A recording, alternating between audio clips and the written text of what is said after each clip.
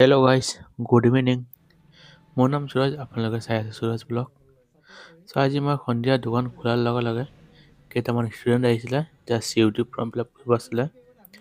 তাৰপিছত সিহঁতে ডিচাইড কৰিব পৰা নাছিলে যে কোনটো ছাবজেক্ট ল'ব নল'ব, ফুল কনফিউজ হৈ আছিলে।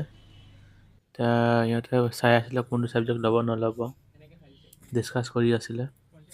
আৰু মই লাহে লাহেকৈ এপ্লাইটো কৰি আছোঁ। সিহঁতে ডিচিশ্যন লোৱাই নাই যে কি ছাবজেক্ট ল'ব নল'ব। তাৰপিছত আৰু এটা ষ্টুডেণ্ট আহিছে, তাৰো CUET ফৰ্ম ফিল আপ কৰিব লাগে, কিন্তু ছাৰ্ভাৰটো ইমানেই বেয়া হৈ আছে, কালি লাষ্ট ডেটটো আহি গৈছে। সেইটো কাৰণে ছাৰ্ভাৰ ইমান বেয়া যে লোডিং লৈ টাইম লগাই আছে। মই ক'লোঁ তাক তুমি পিছত আহিবা, সি গুচি গ'ল। সিহঁতে ডিচিশ্যন কৰিব পৰা নাই, এইফালে ছাৰ্ভাৰো ইমান প্ৰব্লেম দি আছে, মানে কৰিবলৈ শান্তিয়ে পোৱা নাই। তো ফাইনেলি সিহঁতে ডিচিশ্যন কৰিলে যে এইটো ল'ম ছাবজেক্ট। তাৰপিছত মই গোটেইবোৰ কাম কমপ্লিট কৰিলোঁ। ছাৰ্ভাৰটোৰ কাৰণে ইমান বেয়া লাগিছে, মানে হোৱাই নাই। তাক কেইটামান আহিছে, ভাইটি আহিছে, যাৰ প্ৰিণ্ট আউটৰ কাম আছিলে, সি মোক প্ৰিণ্ট আউট কৰিব ক'লে। মই প্ৰিণ্ট আউট কৰি পেলাই তাক মই কেইবাৰ কৰি পেলাই দি দিলোঁ। এতিয়া CUET কাৰণে লাইভ ফটো লগা, মই ক'লোঁ আহাৰ মই লাইভ ফটো কৰি দিওঁ।